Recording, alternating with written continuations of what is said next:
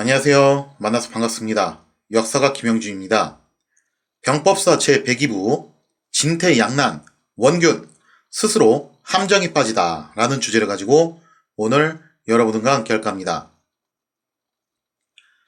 1597년 2월 이순신이 파직되고 마침내 원균이 정식으로 삼도수군 통지사가 되었습니다.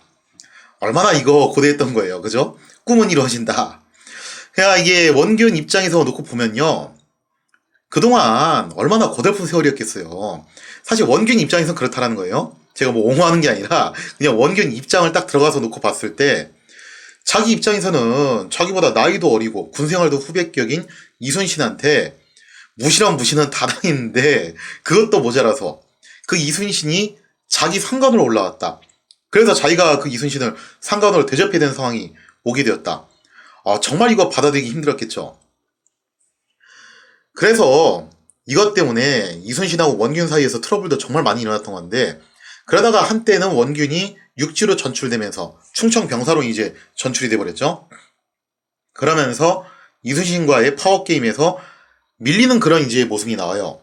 그래서 결국에는 이순신한테 패배하는가 싶었는데, 여기서 이제 원균이 오랜 세월 동안 복수의 칼날을 갈죠. 그렇게 해서 오랜 세월 동안 여기저기 로비를 한 끝에 기어코 원균은 승리를 거머쥐게 되었다라는 겁니다. 자, 이처럼 신나는 전개에 원균은 당연히 기쁨에 도취되었고 연일 자축하는 샴페인을 터뜨리기 시작해요. 그래서 이 대목에 대해서 징비록에서는 이렇게 이제 서술을 하고 있어요. 징비록에 따르면요, 전임 통제사였던 이순신은 한산도에 있을 때 운주당을 짓고서, 여기서 말하는 이제 운주라는 것은 작전을 계획하다라는 뜻인데, 이 운주당을 짓고서 그곳에 거처하면서 여러 장수들과 작전을 토의했다라고 그래요. 자, 그런데 원균은요, 통제소로 부임하자마자 이 운주당의 목적을 다른 방식으로 전용을 해버립니다. 원균은 운주당에 척과 함께 거처하면서 다른 장수들의 출입을 금지시키고 연일 이곳에서 기생 파티를 벌였다는 거죠. 자, 관련된 내용을 사료를 통해서 한번 살펴보도록 하겠습니다. 징비록에 보면 이렇게 써 있어요.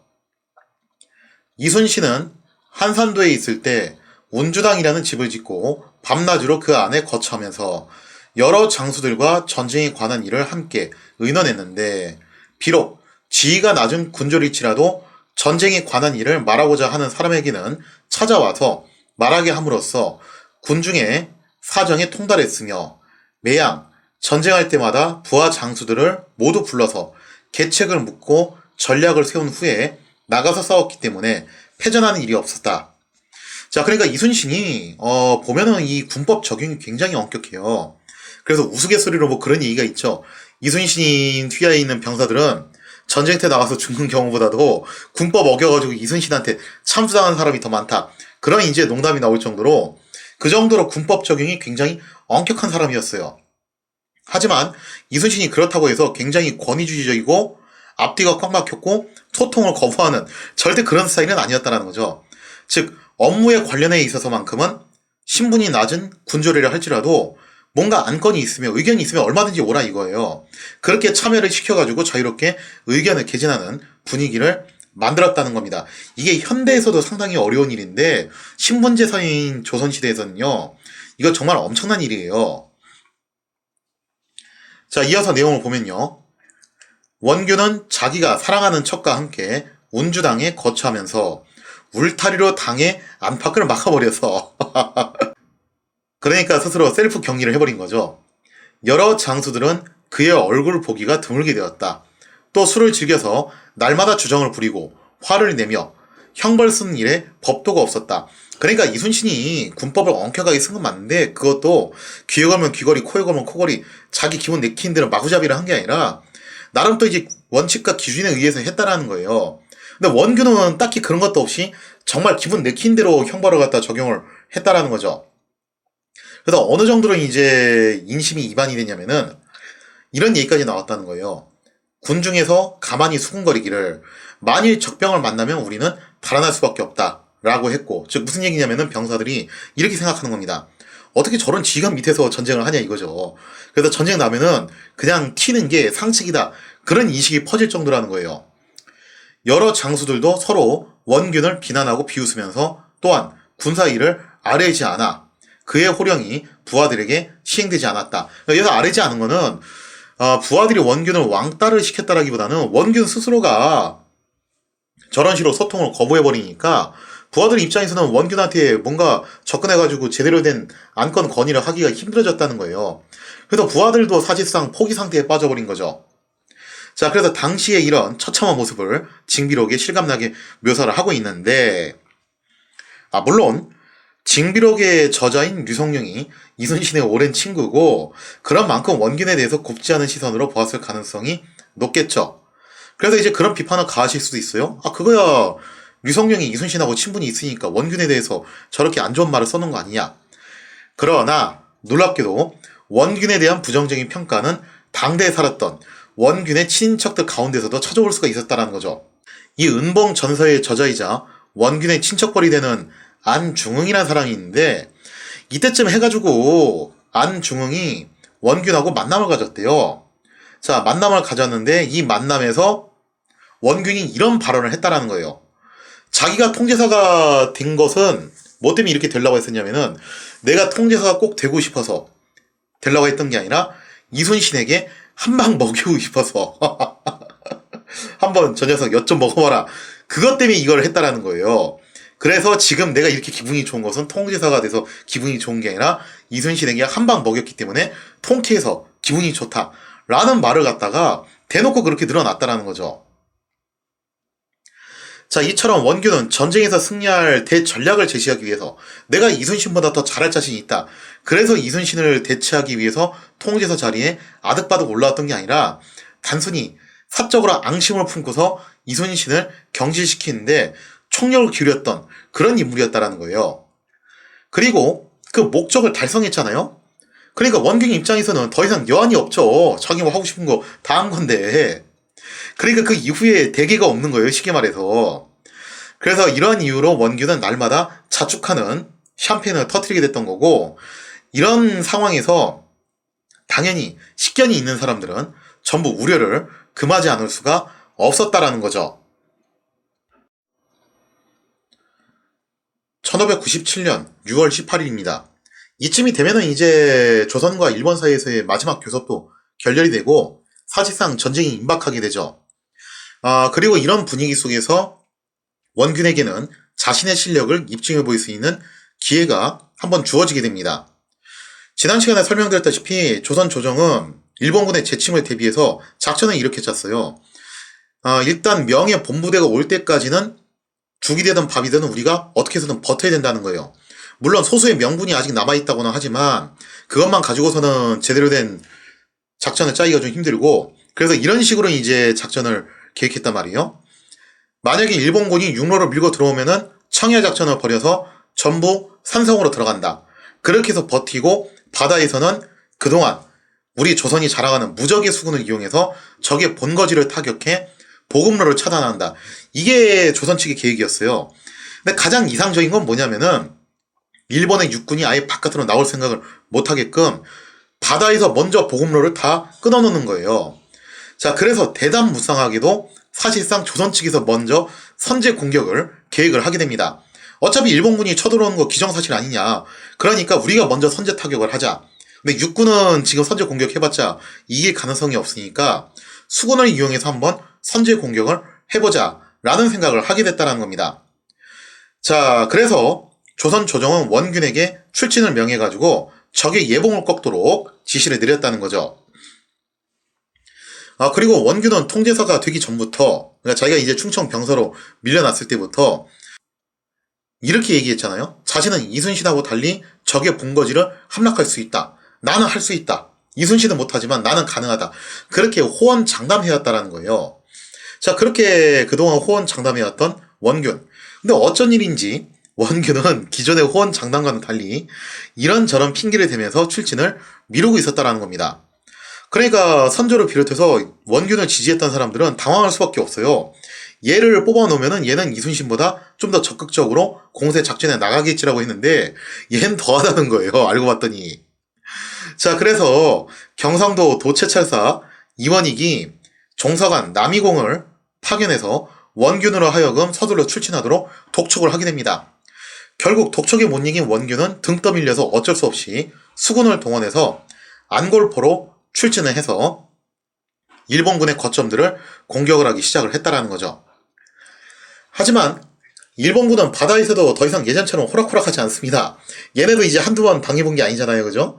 그래서 이순신을 상대로 여러 차례 쓴맛을 경험해봤기 때문에 지난번 장문포 전투가 일종의 룰모델이 돼요. 그래서 각 거점을 요새화시켜놓고 철통같이 지키면서 방어하는 데 치중을 하게 됐다는 거죠.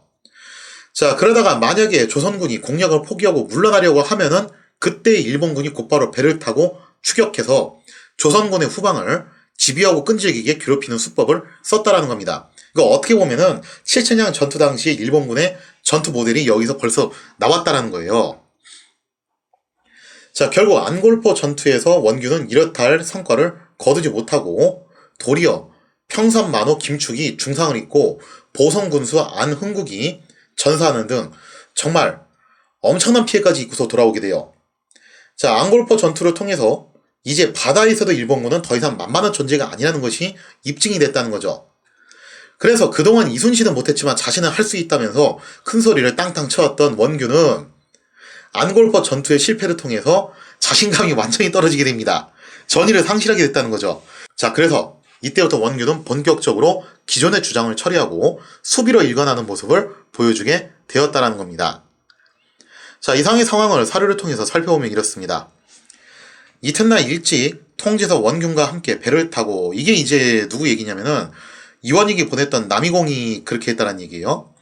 대를 나누어 하객진을 이루어 안골포의 적의 소굴로 직진하였더니, 자, 그렇게 해서 이제 안골포 전투가 벌어지게 되죠. 적도들이 다 줄지어 서서 혹 해안에 잠복하기도 하고 혹은 암석 사이에 기계를 설치하기도 하였다. 그러면서 각 거점들을 요새화시켜서 우주방어에 들어갔다는 거예요. 수군이 그만두고 돌아오려 할 쯤에 안골포의 적도들이 또 배를 타고 역습해왔으므로 아군은 다시 돌아와서 접전하였다. 그러니까 당시 일본군이 어떻게 이제 전투를 벌였냐면은 두더지처럼 수비를 하다가 조선 수군이 안 되겠다 돌아가자 하면은 그때 빠른 쾌속선을 타고서 쫓아와가지고 추격해가지고 후방을 공격하기 시작했다는 거예요. 자, 이어서 보면요.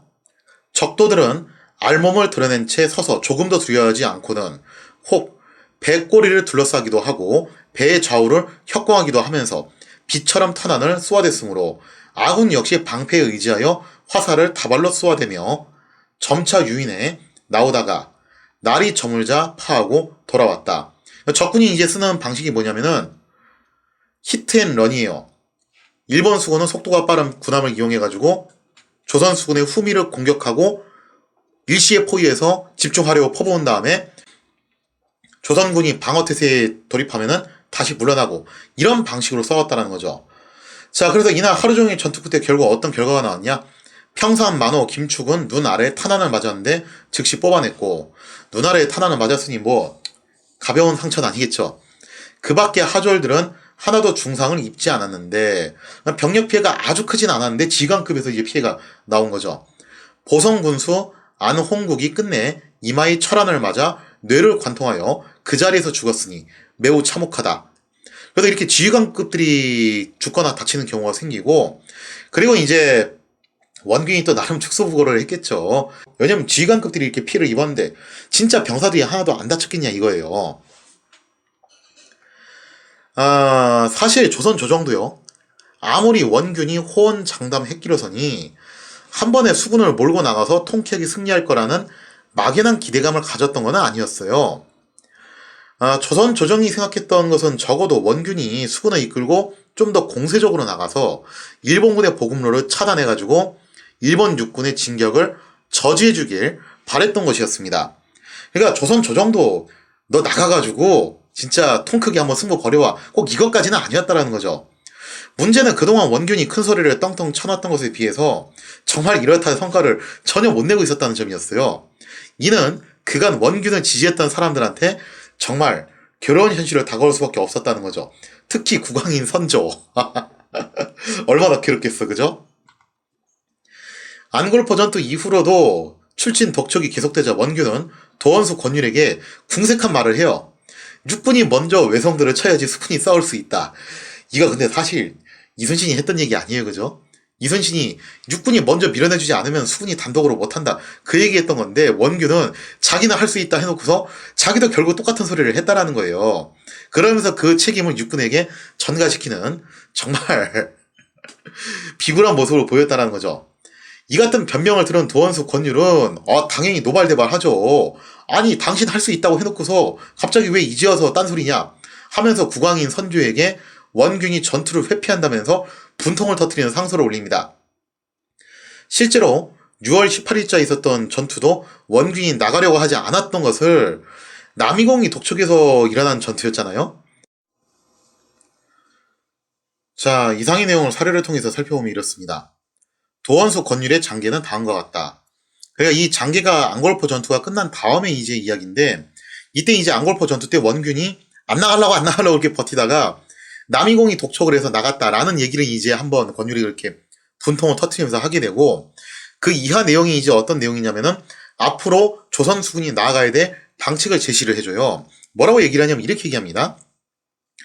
이런 식으로 계속 번갈아 교대하며 뒤에 오는 자가 나아가고 앞에 간 자가 돌아오면 그곳의 적들이 의심하고 두려워하여 감히 바다를 건너지 못할 것이고 혹시 돛을 달더라도 파도에 부서질 것이니 이곳에 있는 적들의 형세가 고단해지고 양식이 떨어져 진태가 궁색해질 것입니다.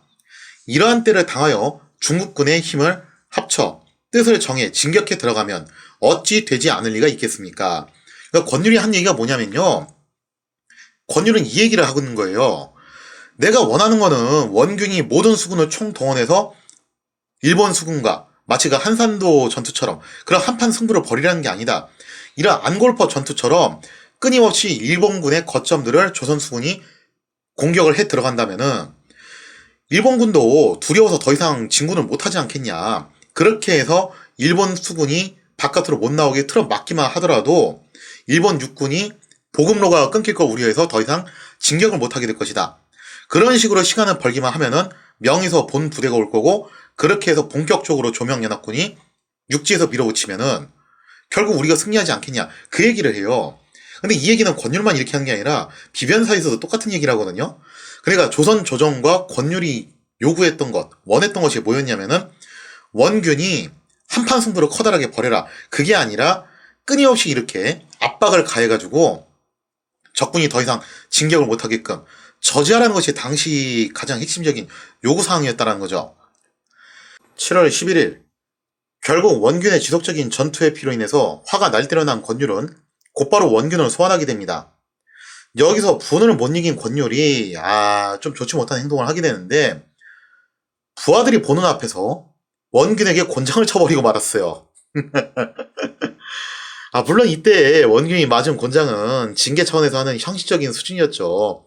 그러니까 너 다음부터 똑바로 해라 이런 경종의 메시지를 울리기 위한 그런 상징적인 행위였는데 하지만 어쨌든 간에 부하들이 보는 앞에서 이런 굴욕을 당했으니 원균 입장에서는 꽤나 치욕적일 수밖에 없었다는 겁니다. 그래서 이제 이 칠천량 해전 관련해가지고 책임 소지를 얘기할 때 권율에 대한 책임도 일정 부분 있다라고 주장하시는 분들도 계세요. 이때 권율이 너무 원균에게 모욕을 줬기 때문에 참고로 권율이 원균보다 나이는 많아요. 근데 아무리 그렇다 하더라도 부하들이 보는 앞에서 이런 식으로 모욕을 줬으니 원균이 여기서 당연히 성질이 날 법도 하지 않냐. 그래도 원균이 잘한 건 아니지만 권율도 사실 이 부분에 있어서는 책임을 피할 수가 없다. 그런 이제 주장을 하시는 분들도 계시기는 합니다. 다만 이제 그건 있어요. 그러면은 권율이 이렇게까지 화가 나게 됐던 원인은 또 누구한테 있냐면은 그것도 결국에는 원균한테 있었던 거죠. 하여튼 뭐 총체적인 난국으로 가게 되는데 자 이상의 내용을 사료를 통해서 보면요. 권율은 원균이 직접 바다에 내려가지 않고 적을 두려워하여 지체하였다 하여 전령을 바라여 곤양으로 불렀다. 이게 곤양이라고도 하고 또 고성이라고도 하는데 하여튼 자기 있는 쪽으로 불렀어요. 11일 권율이 곤양에 도착하자 원균이 명을 받고 이르렀다.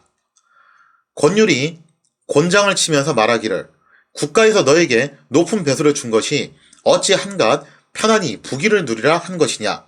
임금의 은혜를 저버렸으니 너의 죄는 용서받을 수 없는 것이다 하고 곧 도로 보내었다.